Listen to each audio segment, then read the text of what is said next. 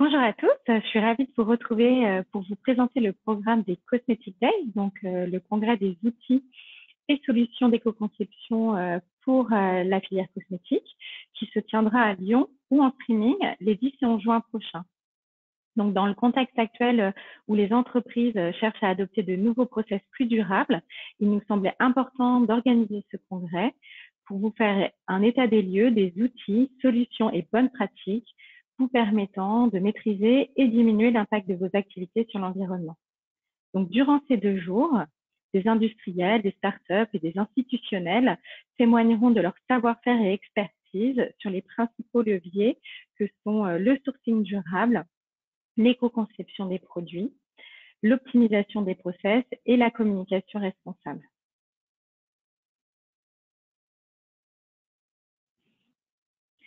Et pour introduire ce congrès, nous aurons le plaisir d'être accompagnés par Madame Corinne Lepage, ancienne ministre de l'Environnement et spécialiste des questions climatiques et environnementales. Et c'est dans le cadre de ces activités que Madame Lepage conseille Cosmed sur les grands dossiers relatifs à l'environnement, l'énergie et la santé environnementale. Pour poursuivre cette introduction, j'interviendrai ensuite pour rappeler les enjeux environnementaux de notre filière et Margot Caron de la société Mintel nous présentera les attentes grandissantes des consommateurs en matière d'éco-conception et d'engagement environnementaux des marques. Alors, la première partie de notre programme traitera du sourcing durable ou comment déployer la stratégie environnementale au niveau de l'approvisionnement de vos matières premières, packaging et services. Et c'est Stéphane Faustin, directeur achat du groupe Naos, qui partagera avec nous son expérience sur l'intégration des enjeux environnementaux dans la politique d'achat du groupe. Nous ferons ensuite un focus sur le sourcing packaging avec Géraldine Poivert, présidente et cofondatrice de Reset, qui abordera la question de la recyclabilité des packaging et des filières de recyclage. Et ce sera également l'occasion pour Géraldine de vous présenter un programme en région sur les emballages cosmétiques de demain. Ensuite, focus sur le sourcing ingrédients avec Marie-Pascale Rogier, Global Project Leader Nagoya Natural Sourcing and Sustainability chez Simrise, qui présentera des outils pour mettre en place une filière d'approvisionnement durable des ingrédients. Et Ghislaine Da Silva, responsable R&D du pôle Innovalliance, nous présentera le label ERI 360 pour les ingrédients éco-responsables. Donc, il s'agit d'un référentiel qui a pour objectif d'évaluer la durabilité des ingrédients. Alors, l'évaluation de l'impact des produits apparaissant comme un besoin industriel majeur pour répondre aux attentes fortes des consommateurs en termes de produits éco-conçus. La deuxième partie du programme traitera de la démarche d'éco-conception des produits avec la présentation d'outils et méthodes pour évaluer et diminuer l'impact des ingrédients, des formules et des packaging.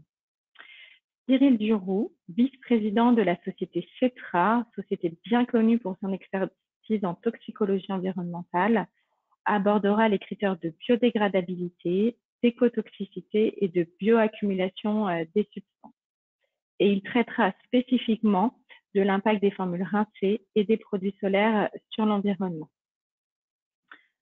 Ensuite, Candice Collin, cofondatrice et CEO de Beautylitic, nous présentera sa démarche pour le développement de sa plateforme SaaS d'analyse de formules qui permet de répondre aux enjeux de clean beauty et aux enjeux environnementaux. Nous aurons également une présentation sur un nouvel outil pour mesurer et concevoir les packaging. Et enfin, Marie-Gabrielle Jouan, CEO de BGN Genetics, nous présentera sa démarche d'upcycling de déchets de l'industrie forestière pour créer, via un process enzymatique, de nouveaux ingrédients cosmétiques. Alors, l'optimisation des process industriels et logistiques sera largement traitée lors de la deuxième journée de nos Cosmetic Days avec un focus sur le bilan carbone. Et c'est Fanny Florio de l'ADEME qui interviendra pour exposer le concept de neutralité carbone, un concept très actuel, et les pistes d'action pour permettre de mettre en œuvre un objectif de neutralité carbone. Nous traiterons ensuite de l'énergie management avec Daniel Cap, vice-présidente de l'association AT2E, qui interviendra sur les fondamentaux du management énergétique, avec la présentation des best practices, des cartographies d'usage et des KPI nécessaires au suivi de la consommation de l'énergie. Et il en profitera aussi pour vous présenter des aides financières actuellement disponibles pour mettre en œuvre un système de management de l'énergie dans vos entreprises. Et enfin, Bruno Guillard, Corporate Business Development Manager chez Daxfer, réalisera un focus sur l'impact carbone de la chaîne logistique et vous présentera des solutions spécifiques pour réduire l'impact carbone du transport.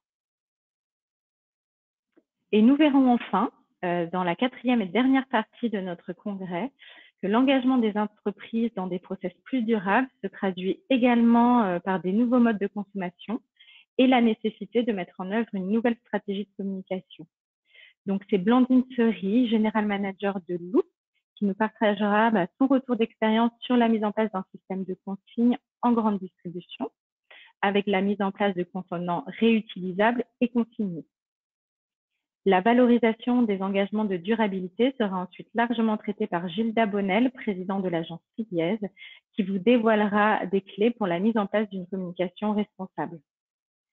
Et enfin, nous clôturerons notre congrès avec une vision plus large en abordant la RSE en entreprise. Donc, c'est Gérard Schoun, président du GT RSE Auré, qui nous présentera les nouveaux enjeux de la RSE et du reporting extra-financier, avec pour objectif d'améliorer la transparence et la comparabilité des entreprises dans les domaines sociaux, sociétaux et environnementaux. Voilà pour le programme de nos Future Cosmetic Days. Donc, nous espérons qu'il pourra répondre à vos différentes interrogations et vos besoins. Et nous vous attendons à Lyon ou en streaming les 10 et 11 juin prochains. Je vous remercie pour votre attention et je me tiens bien entendu à votre disposition pour tout complément d'information. À bientôt.